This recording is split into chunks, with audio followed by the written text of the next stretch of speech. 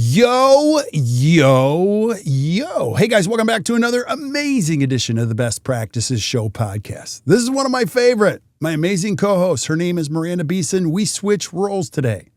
Actually, she told me what we were going to do. We switch roles and she's the host and I'm the guest. And she asked me some very specific questions around how our core values came together and what was the story or the secrets behind them. And I share everything. I probably shared too much. Please listen up. I hope you guys enjoy this, and we'll see you soon.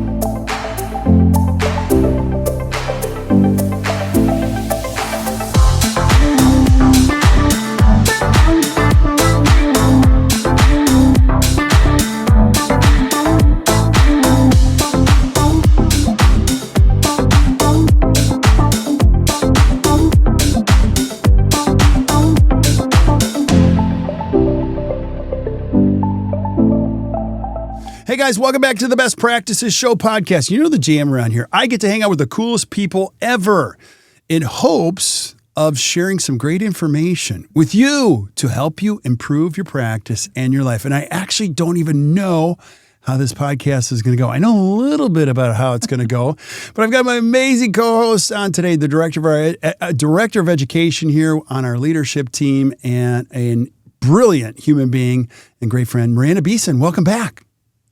Hey, I'm so glad to be back. And I'm really excited to turn the tables a little bit today and play podcast host and interview you. Well, you're so excited, but I'm a little nervous because I don't know what we're going to talk about, really. Well, I have an idea. So take it away, Miss Miranda. Yeah, so we're going to jump in. Yo, yo, yo. You know, our jam around here is core values. So I just thought it would be really fun to let our listeners hear a little bit from you. Core values, you're so passionate about them, and you spread with enthusiasm the passion for core values throughout our entire community. It's what all of our coaching clients start with, is that foundation of core values. And it's what makes our culture so special here in the BPA and with ACT. And so I thought it would be super fun to pick your brain today and just hear a little bit about what each of our core values mean to you, and just walk us through a little bit of, maybe how it came to fruition, or if you have a cool story. And so we'll just kind of take them one by one and share with everybody that maybe isn't as familiar with our community a little bit more about core values and what they mean to us. So if you're up for the challenge. I am. Can I do a little history lesson though on this? Okay. So, because you're prompting a nerve here. And so if you're listening to the podcast and you're like, oh God, here they go with the core value, I'm going to turn this one off. Please don't. I'm going to encourage you to listen because I was you. And let me go back in time. I'm going to go way back. Like that. That's my reverse voice. So I've always loved dentistry. I really do. And I love what we do. We're practice coaches. And so back in the early day, I love people. And if you've heard me on this podcast, I'm a clinically diagnosed wuss, which means I'm soft. You know what I mean?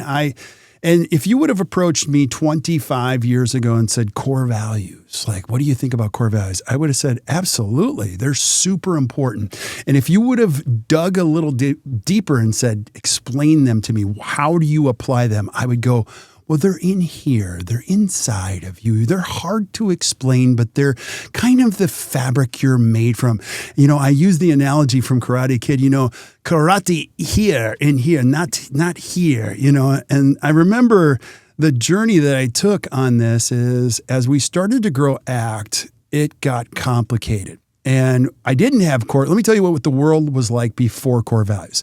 Before core values, I was just trying to be good to everybody. So you bring in dynamic people. There were no rules on how to behave.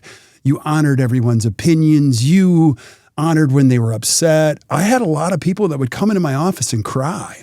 And then I would go, don't worry, it'll be okay. And then I would talk to another team member and then go to another team member. And it was just a constant putting out of fires. Now, I don't want to discredit previous employees of ACT because if you're listening to this, I love you. I just wasn't the right leader for you at the right time. I didn't know how to put my flag in the ground and say, listen, this is how it works here. I just didn't have I didn't have the tools to be able to do that. And it wasn't until we started leaning into the first operating system. So we got into the Rockefeller Habits per request of many of the friends that I had. And Rockefeller Habits, if you're familiar with it, is just an operating system. There are other operating systems. We now use Traction, which I'll talk about in a second. But we actually had a coach. His name was Marshall. And Marshall came in, and God rest his soul, he is passed, but he was such a great human being. He was intense. And I remember him saying to me, this is the smallest company I coach. Do you want to do this? I go, absolutely. He goes, well, tell me about your core values. And I did the whole, yeah, okay. And he's like, this is what he said to me, Miranda. He's like, shut up. I'm like, what? He's like, shut up. Like, I don't even want to listen to this. And I'm like, what do you mean? He goes, I'm going to tell you this as clearly as I can. We don't do anything unless you put the flag in the ground, write these. I want them on cups. I want them on t-shirts. I want them with decision making. Like, it is the fulcrum for how you make decisions. Now, that hit me pretty hard. I was like, I don't know, this guy's kind of weird, like the whole core values thing. Because if you look at the evolution of core values, they were really strong. Then they got a little like flaky in the 90s, and people were using them in weird ways. And he set me straight. He's like, listen, you only hire people for 2 reasons. I'm like, why? Number 1, they fit your core values, meaning they know how to behave in your business. And I'll come back to that in a second. And number 2, they get results. And I was like, well, I understand number 2, but explain number 1. And if you're listening to this podcast, let me say what core values mean to me more than anything. They're just behaviors. It's all they are. If you're a parent, you do this at home. They are clearly established ways of behaving. And I'm going to bring in something that I heard from a Mel Robbins podcast, which is my favorite thing of the year. She said, she had a guest on, describe the most important parenting, mindset you can use, which is this: all feelings are welcome, all behaviors are not. I want you to think about that for a second. All feelings are welcome, all behaviors are not. Sarah and I have raised who I think are 4 amazing kids, but I got this from my parents and her parents. They established very clear rules of behavior. Meaning this is how we talk to each other. This is how we behave. The problem with core values I see in dentistry is people come up with these platitudes or these unrealistic words of achieving, like excellence, perfection. They're all truistic, and I don't even like. But how do you measure behavior around these words? You don't. And so, Miranda, I'm going to ask you before we go into anything you would add to that in the journey that you've had with core values, or even prior to coming to ACT or now. Oh, well, I believe everything that you just said. And I also love, as soon as you introduce that concept of all feelings are welcome, but all behaviors are not. And I think that's relevant everywhere in life. Like you said, so much of this parallels to home as it can in the office. And I think that's also what happens in life. We become friends with, or we feel comfortable around people who share our values. And the same thing happens in our office. If there's ever an issue or a challenge in the office, it's generally when something's rubbing against core values. If there's a team member who we just keep coming back to a challenge with, more than likely, it's something around the behaviors and how they rub against the core values in our practice. And sometimes we haven't identified those yet. And so again, when we start working with teams, if there aren't core values present, I can start to identify this common challenge. It's clearly because there's not an expectation of how we behave here. And a lot of practices will say they have core values, but if you ask what are they? Oh, I have them written down. Hold on, let me look that up. Or they point to a sign on the wall. But that's different than them being truly woven into the fabric of the everyday culture in your practice. And so, I think that's something that is very strong in the world of ACT and where we're going with Smile Source and the BPA. It's just, we talk about it all of the time and we point it out when we see it. And we internally have connection, check-ins, feedback from other people on our team around how we are supporting or behaving around core values with the Right People Scorecard. And we share that and introduce that to our teams as well. Because it really is important to make sure that we make very clear as a leader the expectations of behavior in our practice. Yeah. It's just like in your home. You're going to have so much less conflict if it's very clear from the leader, the parents, what the expectations are in our home, and it's the same in the practice. So, I mean, to me, that's what core values are. That compass that, like you said, you filter all decisions through them. You guide all feedback through them. They become woven into the fabric of everything that you do in your practice. Yeah. And before we get into them, I'm just going to give you the listener, like, when you get this right, your whole life changes. Your business changes. Like, your happiness changes. Now, I know you're thinking, oh God, here he goes again. It is the single most important thing you will ever, I don't know if I can say ever do, personally and professionally. And let me say it personally, the only way anything works for you personally in a relationship is if values match up. Your favorite people care about the same things that you care about. And the same thing happens in business. When you get what you care about, which are your behaviors and how we treat each other and how we act and respond, right, you start attracting the first person that fits your value. Then they bring another person. Then they bring another person. And each person stays, and the flag that you put in the ground gets bigger. It gets stronger.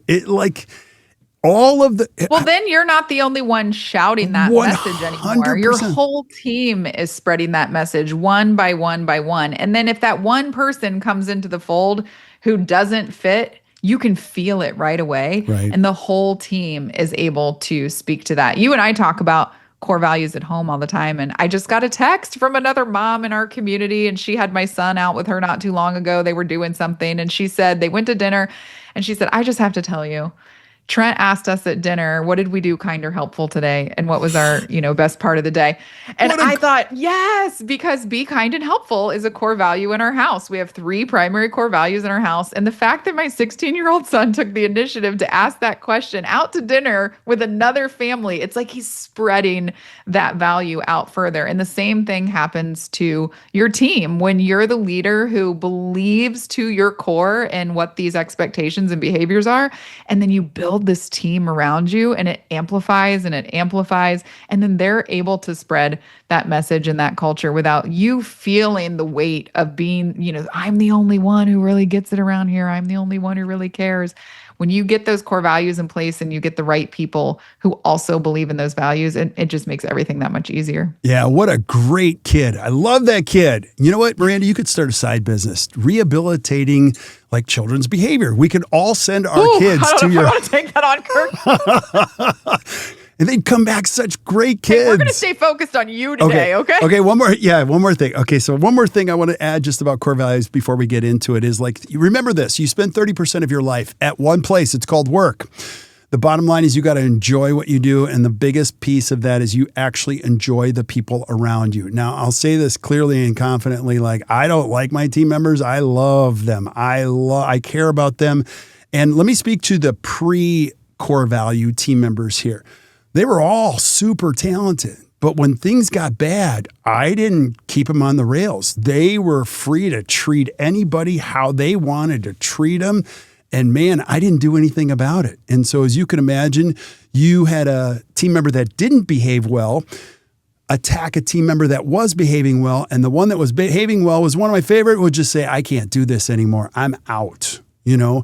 You can't afford not to do this. And when you start to do it, I'm telling you one last thing, because I could talk on this piece for 30 minutes, is once you put the flag in the ground on core values, it's crazy stuff repellent. Let me explain. Every crazy thing you've ever dealt with at work, it all goes away. It just dissipates. It all just goes away. Like you're like, I remember the crazy stuff of calling team members at night and texting them and having side conversations. All that crap goes away. It's weird. Wouldn't you agree, Miranda? Oh, 100%. And the team starts to hold each other accountable. Like, if you start to see it, and you don't have to, it's not a you thing anymore. It's a values thing. Yeah. It's so much easier to say, point to that value and have a conversation about it than it is to have to go back and forth with a team member. So you're totally tracking. Yeah. So where do we go from here? All right. Are you ready? So Ready. I'm just going to go through our core values and I Okay. just want to hear from you a little bit, go ahead and dig into that heart space, Kirk, and tell us I'm going what to each of dig these deep on values this means one. to you. Yeah. So we say you should have 3 to 5, and we already broke our own rule because we have 6, but we're going to jump in because we couldn't not. So our very first one that I want you to share with us is give greater than get. What does that mean to you? Yeah. Why is it important? So a lot of this comes from my parents and my faith. My faith is very important to me. And so, I've always believed you don't keep track of what you get, always. I don't know who said this, but one of my favorite quotes is always receive without forgetting and always give without remembering. When you live in the world of find the joy in the give. I think there's a Zach Brown song, just find the joy in the give. Don't even worry what comes back. I think God has the perfect accounting system. We're always rewarded in equal or greater fashion that we give. The problem is his timing isn't our favorite. So we don't know when this is going to come back. So if you keep track, I think the first thing is when you keep track, you get in trouble. And when you're in a giving space, you're always creating equity with other human beings. People just go, it's crazy. I've heard other organizations. There's one organization, and Miranda, I've shared this with you. I called one organization, and the woman on the phone gave me everything. She gave me the secret to everything. And she's like, we're a helpful organization. That's the first thing we do. It's one of our primary values. I was like, I love you. You had me at hello, type of a thing. And then I'll do a shout out to Howard Ferran, who, has always been good to me. We don't fundamentally agree on a lot of things, and Howard's a little crazy, but Howard's always been a good voice of reason at times when I see him at conferences and things like that. He was actually, I think he was the second or third person I had on the podcast. He's like, as soon as I said I was going to have a podcast, he's like, let me help you. And I was like, oh my gosh, who are you? He's like, let's do this. And he's like, can I swear on this? I'm like, well, my grandmother listens. Don't. And so he's like, oh, how long are we going to go? I'm like 30 minutes. So it was an hour and a half. I'm like, if you want to listen to it, go back and listen to it. But he was off the rails. And then he shared something with me at the end of the podcast. He's like, Kirk, come here.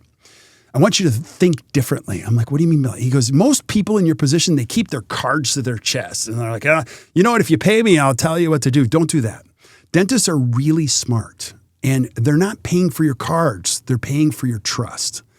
When you give to people, people will start to trust you. And they can't do it on their own. They're going to look at you as the trusted resource. So give. Just freaking people want something, just give it to them. I've never forgotten that conversation. And whenever I see them, I'm like, that's one of my favorite things. I wouldn't, I wouldn't normally quote. It could be time. It could be resources. Right. It could be philanthropy. A lot of times we kind of lean towards giving back in your community or something of that nature, but it could be as simple as a 10-minute phone call with somebody because they just need you for a few minutes and you're busy, but you're going to do it because you're going to, they need that and you want to be helpful. Right. And let me give a practical example. So one of the things you have to do is you've got to call them out when they're alive and well, because give greater than get, it makes sense. So if you could picture this, you're listening to the podcast, we have the word give with a greater sign, the greater sign's going towards the big mouth alligator. Yeah. Is going towards the give and the small one is going towards the get. And so it's a very clear visual. And, oftentimes the best example of this around here is our video producer, Andy Conkle. He's probably one of the most giving human beings. That guy gives constantly. I ask for anything, he overgives. He's just the ultimate giver. And so you start to see examples of that. And we created a WhatsApp group chat for our core values. And when people see it, you got to call it out. So those are great things. And when we have clients that are like, I don't know how to do this, we're like, just give it to them. Just help them, help people first. Any other thing you would add about give greater than get? Because I know that's important to you. I mean, it's one of my most favorite ones. And I think because it doesn't come naturally to me, if I'm super honest, I'm not a naturally altruistic person. I tend to be a bit more resourceful just as a human. I kind of am always looking for that, exchange. And so what I love about that core value is that it helps me to grow as a professional. So coming into ACT, it was really easy to meet a lot of these other values. And the give greater than get was a little harder for me just naturally. And I love that it has stretched me just personally to think in that way of you don't have to get something back to give to someone else. Yeah. And in turn, one of my favorite phrases now is that being helpful is one of my most favorite things to be. And it really, truly is. It brings me great joy to know that we've been able to help someone, even in the smallest way. If it's just, spending that extra 10 minutes at the end of the day, putting something together for someone who couldn't find it, or when we get to do really cool charitable things. Laura's wonderful on our team around the holidays in our home office team of creating these really great experiences to be able to give back to the community. Giving back to coaching clients, they need an extra call because they're stuck on something. Yeah, let's do it. I want to be helpful. And so it's just a really great way to feel good. And what we give comes back. And what I've learned is that what we give comes back even more so, on the back end. And I think more people can lean into that as well. 100%. Let's dig into the next one, though. All right. Which kind of goes hand in hand, which is walk the talk. Yeah. So tell us a little bit about walk the talk and what that value means to you. Okay, so we're going to go back in time. So we originally had 5 core values, and then we had some new team members come in, and they're like, how is this any different than this? And one of our core values, which is not a core value anymore, was do the right thing. And so we had do the right thing and walk the talk. And so we had a team member come in and go, how is that different? And I actually said to them, I don't know. Let me think about that. And so because do the right thing, I would think that we would always do the right thing. And that was kind of like... That's that integrity. A lot of people have integrity as a core value, but ultimately that might just be a permission to play for you. Well, and I was gonna piggyback on that. So if you dig deeper in core values, which I started to do with Patrick Lencioni, he calls that permission to play, which is integrity should not be one of your core values. If you have to have integrity as a core value, you've got a lot of problems. Like that's like a given, or honesty. Like we have honesty as a core. No. In order to get interviewed here and be considered for the role, you have to have those in place already. Do you know what I mean? Type of a thing. So so do the right thing ended up being like a permission to play thing. And what it further evolved into was walk the talk. Now, full transparency again, because I love you guys and I don't mind telling you this, like the biggest challenge in dentistry, and I mean this as a whole, is when people tell you to do something and they don't do it at all. Now, there's a couple reasons for that. One is like they can't, or they've been trying and they just don't know how to. And that's fair. Like it's fair. Because I spent a lot of time in my early years talking about how to develop a team, grow a team, like honor a team, like develop a healthy team. And like the first 10 years, like I had a lot of challenges. Like I had very powerful team members making me and each other miserable. And while I'm out there trying to help other teams be healthy. And so what that meant for me, and this one was going to be the stretch. I knew walk the talk was going to be the biggest one, which meant everything that we do, we're going to do it. Now, I don't mean perfectly, but we're going to say, I tell anybody, like, and you, the listener, come any day to our office in Milwaukee. You don't need an appointment. Just show up and go, hey, I'm here. You offered. Watch us work. I hope you see us attempting really hard to do everything that we teach. And for me, that's a congruency factor because the congruency is important. And I'll give you the quote that I love the most that has been the genesis behind the walk the talk. And I wish I could remember who said all these. The easiest life you can live is when 3 selves are lined up. Number 1, it's who you think you are, who others think you are, and who you really want to be. Think about that. Like it costs the least amount of energy when those are as closely aligned as possible. And I don't think anyone is perfectly aligned, but when you say, this is the person I want to be, this is who I think I am, and I think this is who others think I am, and I'm hoping there's little energy to do that. It's the most energy when I'm trying to be somebody I'm not, and I'm not who I want to be type of a thing. Now, we're all on this journey, and please hear that as clearly as I can. I'm a human being.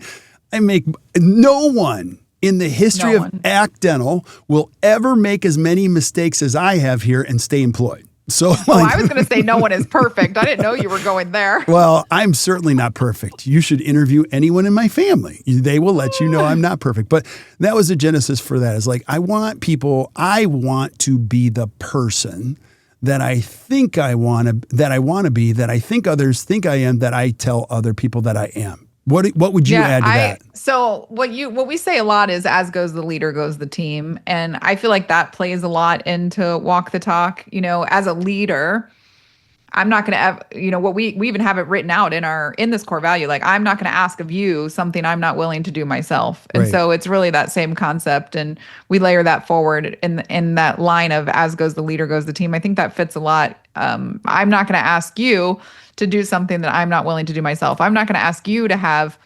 productive conflict conversations or confront a team member if I'm not willing to do that myself.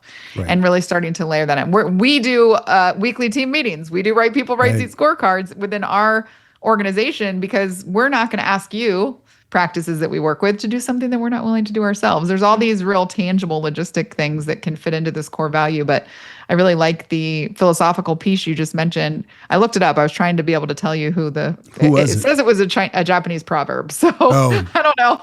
You know how these things go. You hear them from a speaker and they're a little bit saying a lot of this. I mean, everything you're going to hear on this podcast is borrowed in some fashion or form. None of it is original.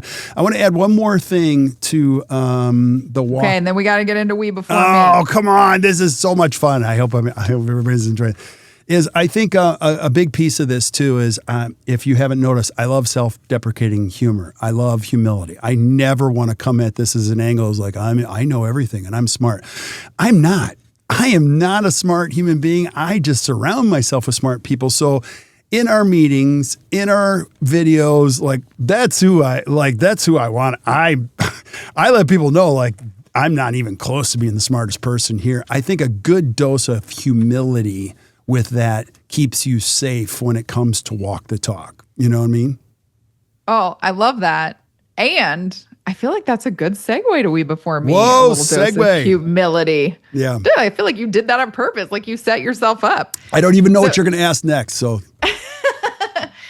the next core value, and it's actually one of my favorites, is we before me. Right. And so I think there's some humility that comes into play in we before me as a core value. So tell us a little bit about what we before me means to you, and maybe where that came from. Yeah, we before me is very much a family concept. The genesis of that is like, we are all we. And so an identifier for me now more than ever, because we were able to give some terms to this. Now, let me give you a little bit, because this is all coming back to me.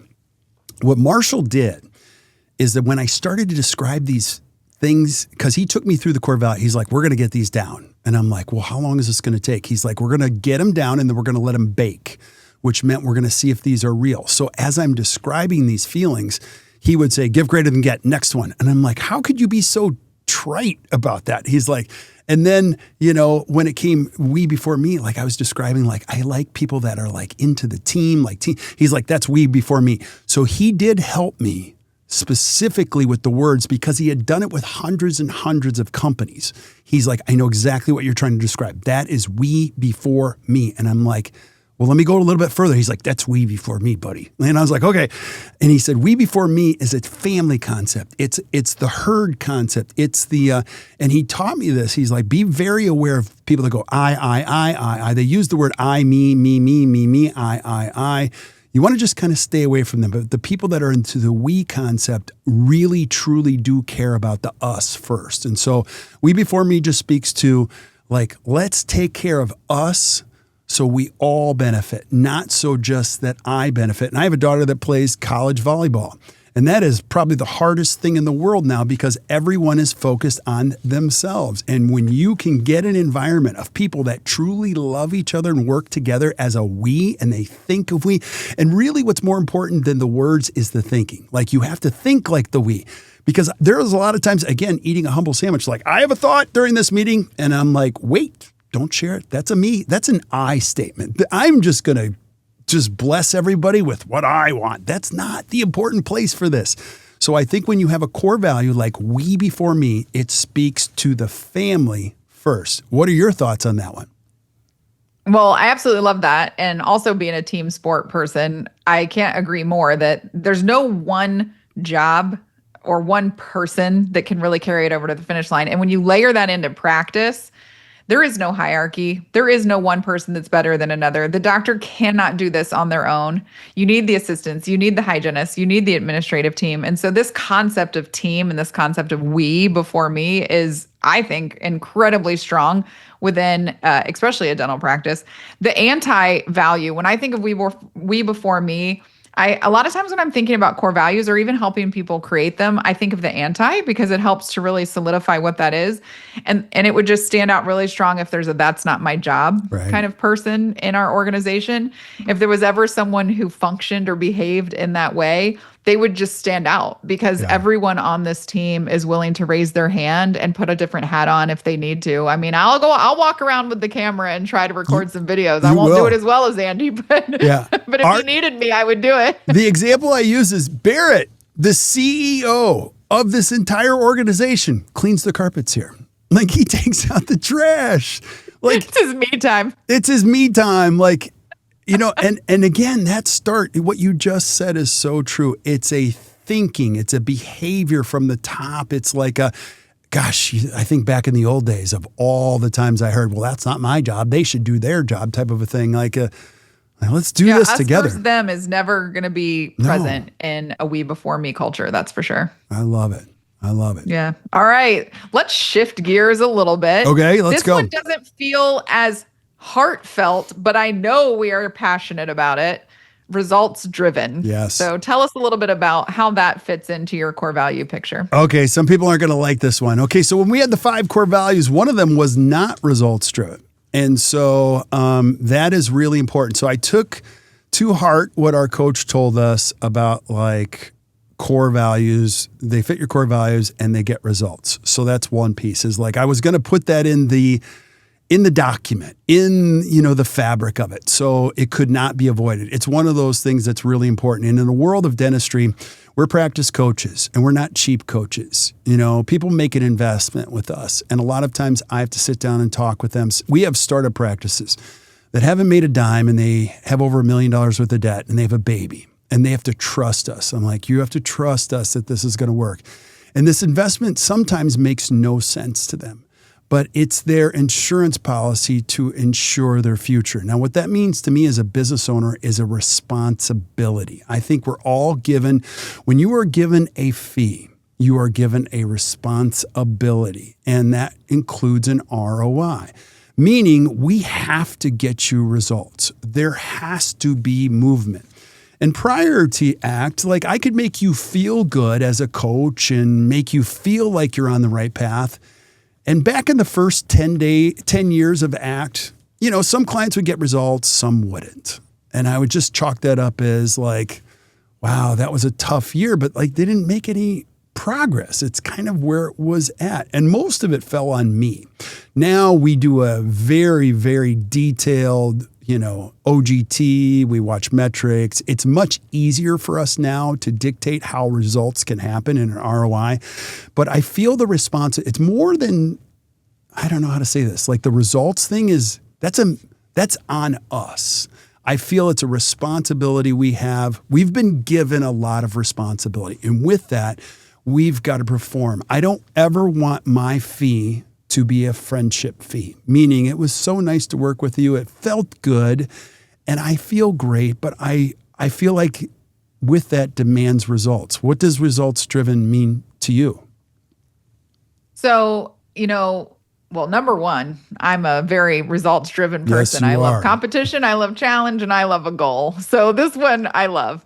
I like to take this and help maybe somebody who's listening think about the practice. And for me, when we talk about results driven in say a dental practice, a lot of times we're looking at numbers. We are measuring data. Like even with you talking about the way that we help perform for our clients, we want them to see an ROI. We're looking at metrics to know if that's happening. It might be metrics measuring the health of their culture from start to finish. It might be metrics in terms of production and dollar amounts, but we're looking at metrics. And so what I talk to teams about a lot of times is it's hard sometimes to look at metrics if you're not a practice who has, because results driven or metrics or data can feel a little bit cold. But ultimately, I like for people to think of this mindset of when our metrics are improving, when the results and the data are showing gain, we know, and I love the word responsibility. I just wrote it down when you just said that, because we also have a responsibility to our patients.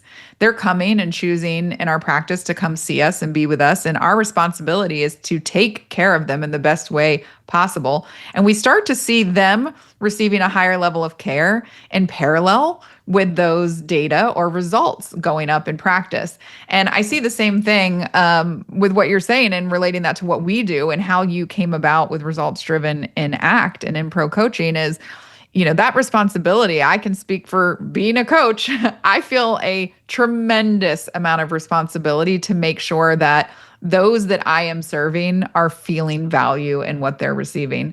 And I think the only way to really know if we're making that happen is to be able to look at the results, look at some data, look at, and maybe there's numerical data, but maybe it is like you achieved that outcome, that heartfelt outcome that you wanted to achieve this year. You wanted to feel a higher level of business acumen and be able to confidently talk to your golf buddies about your business when you're out on the course. And if I was able to help you do that, to me, that's results driven, regardless of maybe what your production numbers say that day.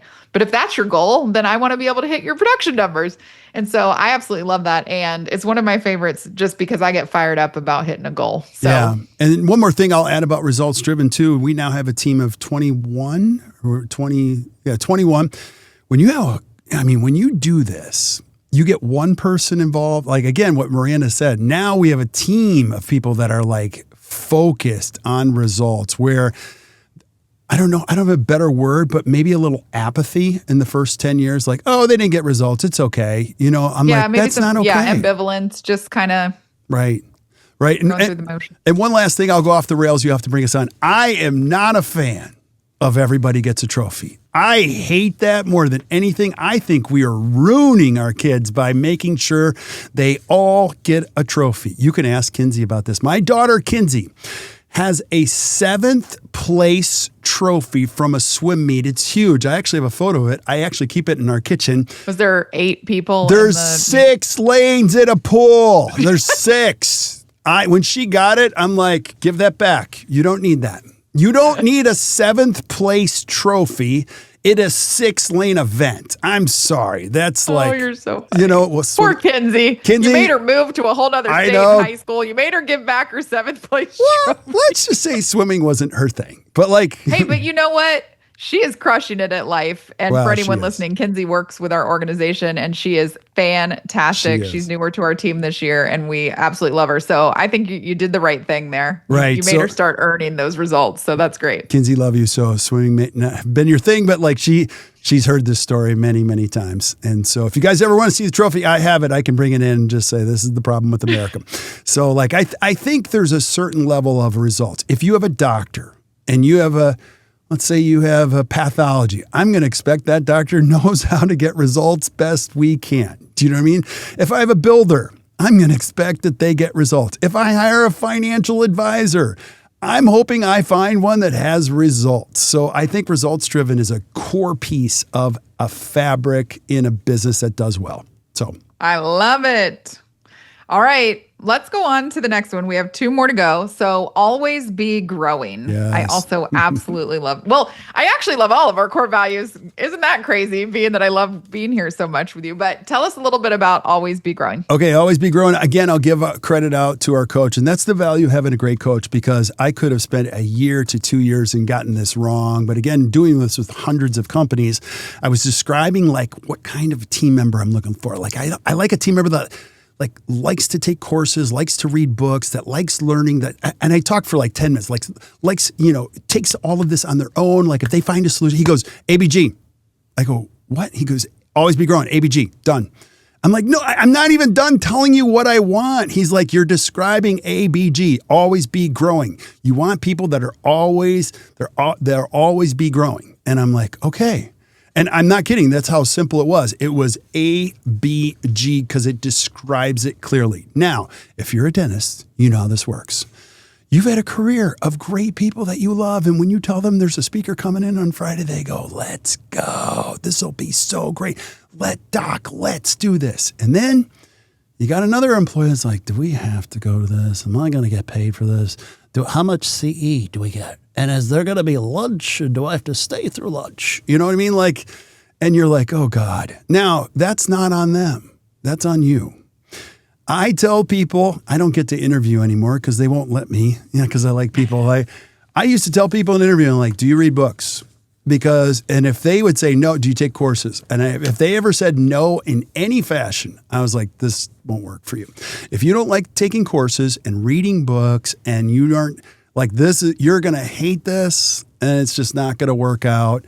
And sometimes people will lie to you in that whole process. You get to see that later on. If they say, yeah, I like reading books, I'm like, well, tell me the last book you read. And they're like, well, I read, I'm like, you haven't read a book in a long time type of a thing. Now, I used to do the same thing, Kirk, when I would interview people in practice and I would ask, what was the last, continuing education program that you took that you really loved? And a lot of times the answer I would get, probably half of the time, was, oh, well, I haven't gone in a while because my doctor never took us to see. And that was a non-negotiable for me. If you didn't take the initiative on your own to seek out some. Now, I would usually follow it up with okay, well, if you could tomorrow sign up for any topic that you wanted to learn about. And they were just kind of like, meh, I don't know. It was like, no, you can't work here, because I worked in a practice. It was very innovative. We were always learning and growing. And we had a book club in the practice. We were always reading a book and talking about it at team meetings. And so, yeah, you're exactly right. You learn, well, it speaks to what you said earlier, which is your core values attract the right people. And if that's what you're looking to grow and you're talking to somebody and they haven't read a book and can't even pull a name out of thin air, then yeah, it's going to be a problem in the long run for sure. Yeah. So if you're a team member, like let's have some fun with this with ABG. Like, let's say you're an assistant or you're a hygienist or you're a team member that works at front. You want to make the most money you can possibly make. You want to be the highest paid in your entire town. I hope you're listening to this and you go, yes. Then go to your doctor today. Sit your doctor going, come here. I just listened to a podcast. I'm going to tell you what I'm going to do. I'm going to be the best assistant you have ever had. I'm going to learn to take photos. Like, there's no one you'll ever meet that will ever be as good at this job. And I am going to be so committed to that. I'm going to ask you to pay for it. Even if you don't, I'm going to go. And once I get there, we're going to renegotiate my salary. Any dentist would go, game on. Like, I would love it if somebody goes, I'm going to be the best you ever had. And I always tell my kids this, and they've heard me say this, like, don't ever ask the world for one thing. The world doesn't give you anything. You go out to the world and you become the best at whatever you decide to do. And you help people and you continue to be the best. People will call you and want to give you money. It's crazy. Like, just be the best at something. There's so much information out there. There is. Go get it. But that speaks to an ABG mindset and value system. So to sum up ABG, I want to be surrounded by a group of people. When we pass out a book, they go, this is cool. Or we take a course, they go, that was fantastic. You know what I mean? They're thirsting for the next course, the next learning, the next something. Anything you would add to ABG, Miranda? No, I think that was perfect.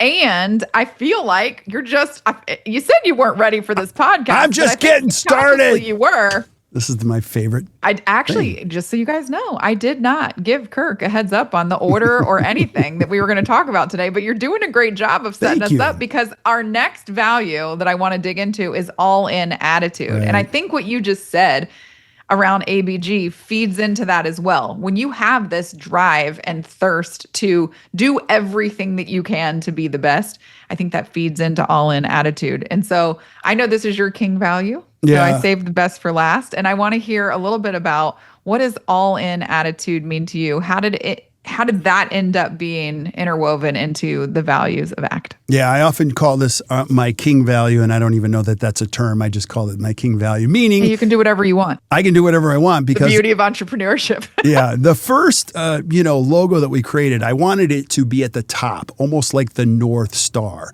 And so and I'll tell you where I started. I started with Miranda mentioned anti-value. Like, I started with all the things I didn't like about what was going on. And I started to describe, like, I don't even remember, but it wasn't a healthy thought process. And with the help of my coach, he's like, that's called all in. It's called an all in attitude. And what I mean by all in is, like, people that, It's often referred to as ride or die. It's like all in, man. I'm all in. I don't even know what we do, but I'm all in on who we are and how we get there. And for a couple reasons, all in attitude speaks to like, I want people that want to be there. Now, there's many organizations that have done this. Most notably, Amazon does this in their hiring process. They actually offer people a check to leave. Because if they're on the fence about this, they have found with the data, it's easier to let them go than it is to retain them because they want people that are. Now, Amazon has their fair share of problems. If you guys are familiar with Zappos has had a great run, but they actually offer people a check to quit once they finish training. Meaning, like, here's a big check to quit. And people are perplexed by that. They're like, that's a pretty big check. And they're like, yep, take it. And we'll call it a day because beyond here, we need you all in. Like we want you to, all in attitude is this. I want people that want to be here. I want them to go, this isn't a job for me. I really want this. Like what? I have so many stories, but Lindsay, who you referred to us, she said, I will be the freaking janitor. I'm like, we don't need a janitor, but like, I think you'd be great at a lot of things here. She's like, I just want a job here. Like, that speaks to all in attitude. All in attitude is greater than we before me. It speaks to like, I am all in on who we are, where we're going. I'll add a couple concepts. Like one of the things that we teach internally and externally is alignment and agreement are not the same thing.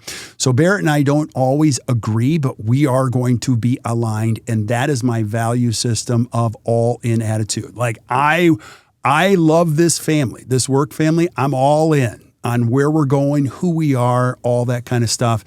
And that's hard to earn. It's very hard to earn. It starts with your behavior at the top, but it's one of those things all in attitude, all in, all hands on deck. Like Barrett just sent down an email, all hands on deck. Now, it doesn't mean the ship's going down. It just means like all in. Everybody's all in. So what does all in attitude mean? You're giving it all you got. What does it mean to you, Miranda? Oh, well, yeah, you're giving it all you got. You give, you 100%, 110% every opportunity that you get. You're not phoning it in. To me, I think all in encompasses all of the other values in a way. Because I think you have to be all in order to really feel and believe all of the other ones that exist. And for me, all in is when you talk about it, eliminates the crazy, if I bring it down to the ground level a little bit more, when you have a team of people that are all in, there's no back channeling. Yep. There's no water cooler gossip talk. There's no happy hour after work because everybody is fully here, fully engaged for this vision, this mission, this purpose that we're all driving towards. And we're going to give it 110% every single day. And it kind of layers in, right? To give greater and get. It doesn't mean I don't know what I'm going to get in return on the other end of it, but I'm here and I'm all in and I'm going to do this with my team in mind, encompassing that we before me. I'm going to give it all I've got and make sure that I show you that I'm going to lead by example and that there's nothing that I'm going to ask of you that I wouldn't do myself. And we're going to get the results. Like to me, everything else within our values just feeds directly into this space of all in. So it's always made complete sense to me that it's your, self-proclaimed king value because it really encompasses all of it. And it just goes to show that when you have somebody it doesn't mean, like you said, it doesn't mean you agree 100% with everything. It doesn't mean you move through the stages of change on new ideas without having to actually go through the process of understanding and learning and committing. But you're totally on board with the process of getting there because you're all in. So I absolutely love it. One more thing. I want to drive. Wait. Go ahead. You're opening the door. I can't close it yet. I know, but we can't take 2 hours. Yes, we can. This is that important. Okay. One last thing I'll say about all in attitude. And this is not a job for me. It's a calling. I feel like God gave me this incredible opportunity to create value. And so It's way more than a job. And you would love for people to look at it the same. You can't ask them, but like I've had so many team members come to me and say, this is not a job for me. Like this is what I was meant to do. And that's the all-inness of it. And part of it is on the leader to create that safety, that consistency. Mm-hmm. But one of the challenges you have in any business is when you bring in very talented people and you don't challenge them and you don't keep them engaged, they can be poached. They can leave. And so people are always like, aren't you afraid? I did lose team members early in ACT to other companies, but we didn't have this value in place. It wasn't demonstrated by me. It wasn't stated by me. We didn't cultivate that. So when people were looking for another salary, yeah, they went somewhere else. They were looking for something better. Like I tell people, like, if you find something better, I'm going to be the first person to high five you. But I challenge you. You won't. I hope you won't. And if they do, shame on me. So all in attitude is like, I have a responsibility again to create an environment where people don't want to go. They want to give their heart and soul to this. Now let me be super clear about this one too. We are very clear on work-life balance. I don't want anybody at ACT Dental after 5 o'clock, even though I don't want anybody emailing in the week. They do that on their own if they want to, but like, I think this is an important piece of it that it's a super glue to the rest of them. Anything else you would add before we go on to the next one? Well, I just think that's a great point that you just made of all in doesn't mean that you're willing to sacrifice your well-being or burnout or, you're taking work home and it's compromising your family life. It's the opposite of that. It is that you are so, for me, I can speak to this, is I am so fulfilled through the work that we do here and what we create for clients and what we create for each other. It's one of the healthiest, most wonderful groups of colleagues I've ever worked with. And I think it just goes to show that you can be all in. I mean, I am all in all the time. But what I love is that you also support that work-life balance and knowing that family comes first. Core value of mine at home. Yep. My king value is family first.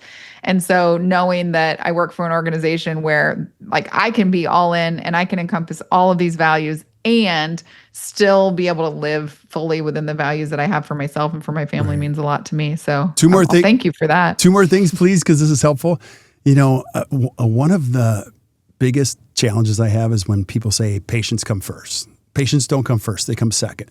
And it's easy to say your team members should come first. And here at ACT Dental, clients do not come first. Team members come first. And so we tell team members, you don't need to explain. When your daughter has something, go. Like if you need to get home, go. We got your back. And that starts with the thinking at the top. And so you have to take care of your most important asset, which is not your billboard.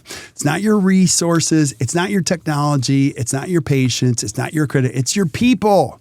Your people are your secret sauce. And so that's big. And then I'll end with one last thought, and I promise I'll be quiet.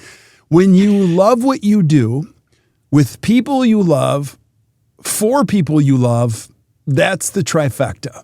And so you don't get that. You have to work your ass off for that. And it's so fun. So what's Kirk, next? This has been absolutely amazing. Well, thank you. I would say, I feel like that maybe was your final thoughts, but maybe just wrap us out with some final thoughts. Let's tie it into this. Like we're going places, right? ACT is going places. ACT is now a part of Smile Source. We are the Best Practices Association, and we now have coaching as a solution for private practices. And we now have the Smile Source marketplace that's a solution for private practices. And It's really exciting where this is going. So tell me a little bit about how, we talk about filtering decisions through our core values. Tell us a little bit about how core values play into this concept of better practice, better life, and this vision, this place we're going as a greater organization towards just being more helpful to the dental community. Right. So if you think about core values and just what you listen to, like I think dentistry, number one, we all got lucky or blessed, however you want. Dentistry is the most noble profession ever. You're 50% there. It is truly one of the most noble professions ever. It's a good person industry, meaning values are very aware. So that's one piece of it. I mean, I look at some of my friends that are in law, or heaven forbid, you have a lot of friends that are realtors. They want to stab each other when they see each other at parties. Like it's just not a good person industry. And please don't take that the wrong way if you're a realtor. Like, I think there's a lot of good people out there, but like there's a lot of great people in this industry. And I feel like this, there are dentists that change lives and there are dentists that fix teeth, and both are, different. I want to be on the changing lives side of things. And so when we set our sail to truly create better practice, better life, there's a lot of voices out there. There's a lot of noise. And so we put together an amazing team of people, and we truly do want to change the world. And I think about this country. I'm going to go one elevation higher. Like, I love this country.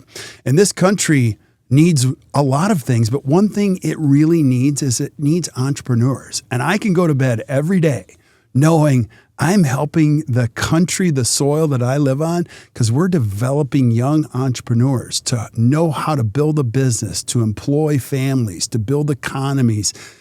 I actually can see the work that we do every day, and it's so gratifying. And I think that's finding purpose in that. And as we grow this community to support independent practices that truly make economies work, we've partnered with SmileSource. We actually have other people that are like, I want to be part of this. If you're interested in creating something that matters, that lasts a long time, and I heard our fearless leader say it today, Dr. Behrendt. He said, I truly believe 20 years from now, people are going to look back and go, man, that BPA movement, that really did save private practice, because there's a lot of false narratives going on around private practice or independent practice. It's alive and well, my friends, and it's thriving.